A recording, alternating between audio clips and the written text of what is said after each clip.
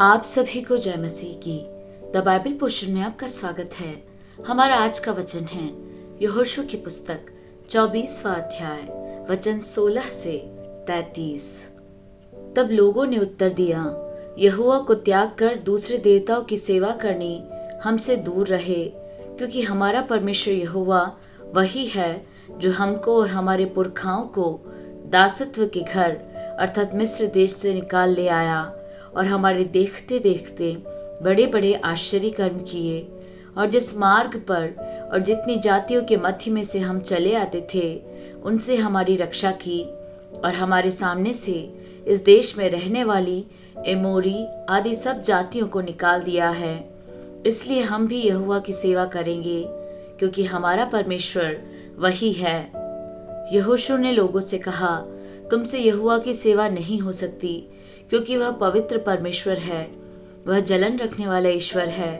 वह तुम्हारे अपराध और पाप क्षमा न करेगा।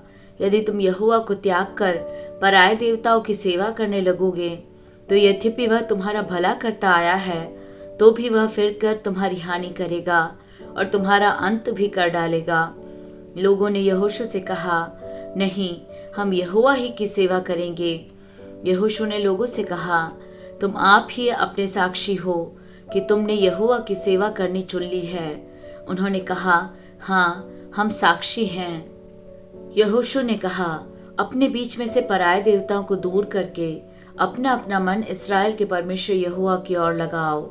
लोगों ने यहोशू से कहा, हम तो अपने परमेश्वर यहोवा ही की सेवा करेंगे और उसी की बात मानेंगे।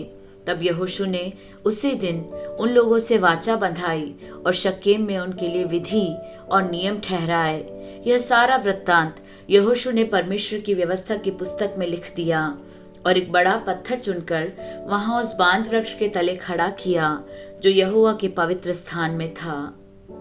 तब यहोशू ने सब लोगों से कहा, सुनो, यह पत्थर हम लोगों का साक्षी रहेगा, क्योंकि जितने वचन यहोवा ने हमसे कहे हैं उन्हें इसने सुना है, इसलिए यह तुम्हारा साक्षी रहेगा। ऐसा न हो कि तुम अपने परमेश्वर से मुकर जाओ। तब यहोशू ने लोगों को अपने अपने निज भाग पर जाने के लिए विदा किया। इन बातों के बाद यहोवा का दास नून का पुत्र यहोशू 110 वर्ष का होकर मर गया और उसको तिम्नत सेरह में, जो एप्रेम के पहाड़ी देश में गाश नामक पहाड़ के उत्तर में है, उसी के भाग में मिट्टी दी गई। यहोशू के जीवन भर और जो वृद्ध लोग यहोशू के मरने के बाद जीवित रहे और जानते थे कि यहोवा ने इस्राएल के लिए कैसे कैसे काम किए थे, उनके भी जीवन भर इस्राएली यहोवा ही की सेवा करते रहे। फिर यूसुफ की हड्डियां, जिन्हें इस्राएली मिस्र से ले आए थे, वे शक्केम की भूमि के उस भाग में गाड़ी गई जिसे याकूब ने शक्केम के पिता हमोर के पुत्रों से 100 चांदी के सिक्कों में मोल लिया था। इसलिए वह यूसुफ की संतान का निज भाग हो गया। हारून का पुत्र एलियाजार भी मर गया और उसको एप्रेम के पहाड़ी देश में उस पहाड़ी पर मिट्टी दी गई जो उसके पुत्र पीनहास के नाम पर गिबत पीनहास कहलाती है और उसको दे दी गई थी।